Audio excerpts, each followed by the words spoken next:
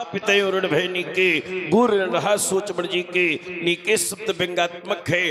लक्ष्मण ने हमारे ऊपर व्यंग किया है कि आप माता के ऋण से उर्ण हो गए, पिता के ऋण से उर्ण हो गए, लेकिन वास्तविकता में मैं माता और पिता के ऋण से उर्ण हुआ हूं। कैसे उर्ण हुआ हूं? एक बार हमारे पूज्य पिताजी पूजन करने जा रहे थे, हमारी मैया को आदेश दिया जल ले आओ। हमारी मैया जल लेने के लिए नदी में गई तो चित्ररथ नाम का गंधर्व जल कीड़ा कर रहा था। मैया उसकी जल कीड़ा देखने लगी, आने में विलंब हो गया, पूजन का मुहूर्त निकल गया। पिताजी ने कहा पूजन नहीं होगा, पूजन की सामग्री को जल में प्रवाहित कर दो। हमारे भाइयों को आदेश दिया, वसु विश्वावसु रमणवान सुखेन, ये हमारे भाई हैं, आज्ञा दिया कि माँ का वध कर दो। हमारे भाइयों ने कहा हम माँ का वध नहीं करेंगे। लक्ष्मण ने ये बात कही कि माँ का स्थान बहुत ऊंचा है, ये बात लक्ष्मण की सत्य है।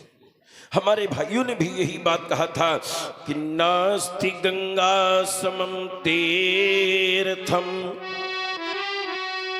नास्ति विष्णु समा प्रभु नास्ति शंभु समा पूज्यो नास्ति मात्र समो गुरु।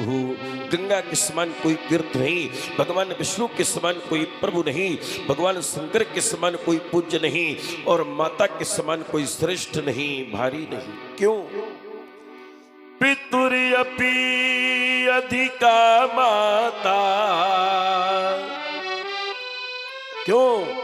गर्भधारणे पोषणात् अतो ही त्रिषु लोकेषु नास्ति मात्र समो गुरु। गर्भ धारण करने के कारण, पालन पोषण करने के कारण माता पिता से अधिक पूजा के योग्य है। जिसमें पूजने का क्रम आया तो उपाध्याया दशाचार्यम आचार्याणाम सतम पिता सहस्त्रम तो पितृ न माता गौरवेणा तिरछते। उपाध्याय से आचार्य 10 गुना, आचार्य से पिता 100 गुना और पिता से माता 1000 गुना है, पूज्य है। इसलिए हम माँ को नहीं मारेंगे। पिताजी को क्रोध आया, हमें बुलाया, कहा परशुराम माँ का वध कर दो।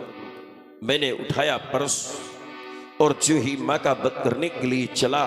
एक सिद्धांत है, ये संसारिक व्यवहार जगत का सिद्धांत है कि माता पिता अगर साथ में खड़े हों और पिताजी आदेश दें, माता उसका विरोध न करे, तो फिर पिता के आदेश का पालन करना चाहिए। और अगर माता पिता के आदेश का विरोध कर दे तो फिर माता के आदेश का पालन करना चाहिए।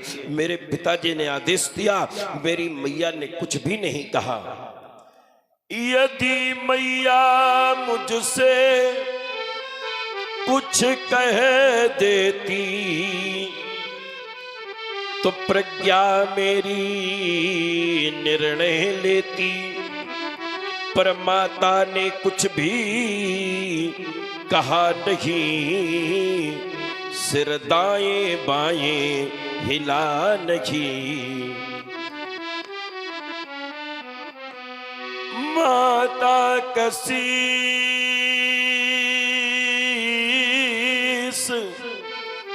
झुक झुक जाता, बलिदान चाहती थी माता, कैसे कर देता तिरस्कार, क्या सुना नहीं ये समाचार। पत्नी माने पति का निर्णय, तब होता भावों में परिणय। पति जो आदेश कर दे पत्नी को मानना चाहिए।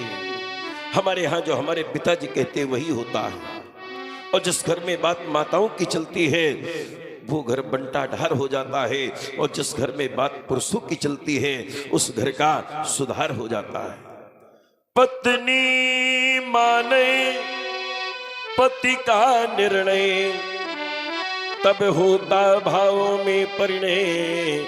मैं इसमें ही लाया निखार, क्या सुना नहीं।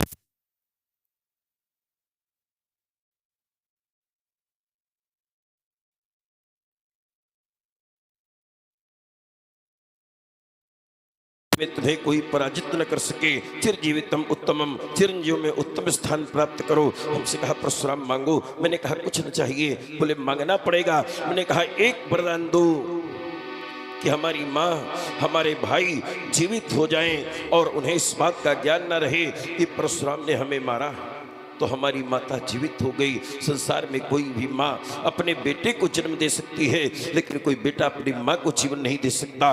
वो कार्य मैंने किया है, इसलिए मैं माता के ऋण से उऋण हो गया। बात पिता की आई। हमारे बुझ पिता के आश्रम से शास्त्रा बाबू ने गाय का हरण किया। मैं गया, मैंने सहस्त्रा बाहु का विनाश कर दिया। उस समय सहस्त्रा बाहु के 100 पुत्र नगर छोड़ करके चले गए। मैं जब लौट करके आया, पिताजी ने कहा परशुराम तुमने एक सार्वभौम राजा का विनाश किया है, तुम्हें पाप लगा है। राम राम महाबाहो पापम च कीर्षत, जाओ तीर्थों का सेवन करो। तीर्थों का सेवन करने से पाप कट जाते हैं। मैं तीर्थों का सेवन करने चला गया। उसी समय सहस्त्रा बाहु के पुत्र आए, हमारे पिता का शीश काट करके ले गए। हमारी माता ने 21 बार छाती पीटा। इसीलिए मैंने इस पृथ्वी को 21 बार त्रिसप्त कृत्वा पृथ्वी कृत्वा नीक्षत्रिया महिम समंत पंचके चक्रे शोणितो दान दांडप, मैंने इस पृथ्वी को 21 बार छत्रों से रहित कर दिया और गया सहस्त्रा बाहु के 100 पुत्रों का विनाश किया। पूरे है वंश का विनाश किया। यह माहुर वासुदेवांशम है नाम कलांतकम, उनके मुंड से पहाड़ बन गया, रक्त से कुंड बढ़ गया।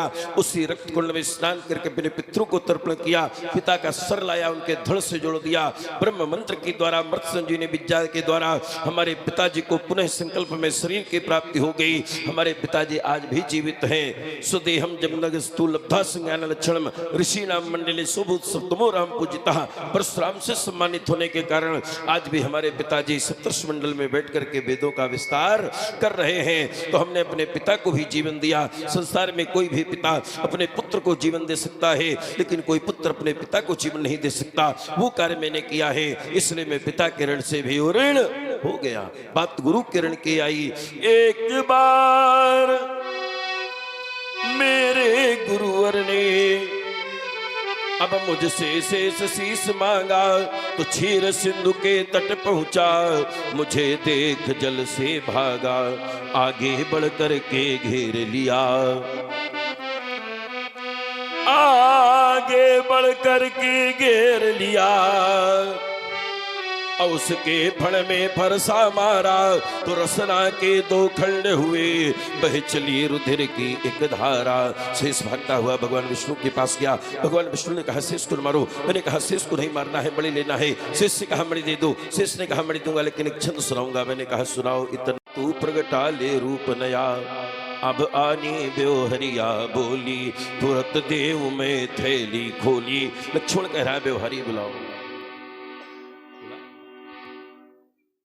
तो ये समाज है, समिति है, कुछ व्यवहारी गण ये कार्यक्रम होता है, तो इसमें आना पड़ता है। समिति या समाज कोई भी आए मंच में और चलिए एक व्यवहारी आ गए और भी 2-4 लोग आ जाइए। एक क्या केवल भाई, बड़ा अच्छा समाज है। देखिए ये समय होता है और इस अवसर को आप लोग जरूर समझें, और जो लोग उपस्थित हैं जो आना चाहें तो सभी लोग आए। कोई ज़रूरी नहीं कि जिनका नाम हो वही लोग आएंगे। आइए भाई, सब लोग आइए, आशीर्वाद लेना है, थप्पल देना है।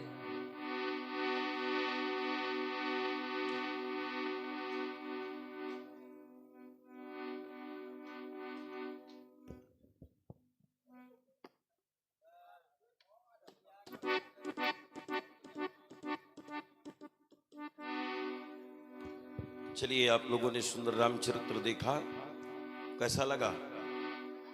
अच्छा लगा। आप लोगों के द्वारा ये सुंदर रामचरित्र करवाया गया और भाव से सुना गया। मैं धन्यवाद देता हूं आपके गांव को। धन्य धन्य इस गांव को,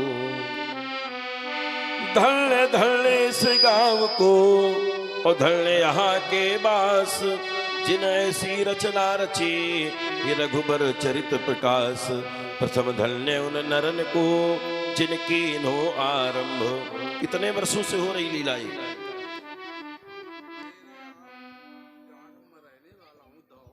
अच्छा अच्छा, नहीं नहीं, यहाँ यहाँ 20 साल से। तो ये रामलीला प्रतिवर्ष होनी चाहिए। तो प्रथम धन्य उन नरन को जिनकी हो आरंभ, ध्रुव लोक लो गाड़ी दो ये अचल कीर्ति को खम्भ। सभी बहुत अच्छे व्यवहारी हैं।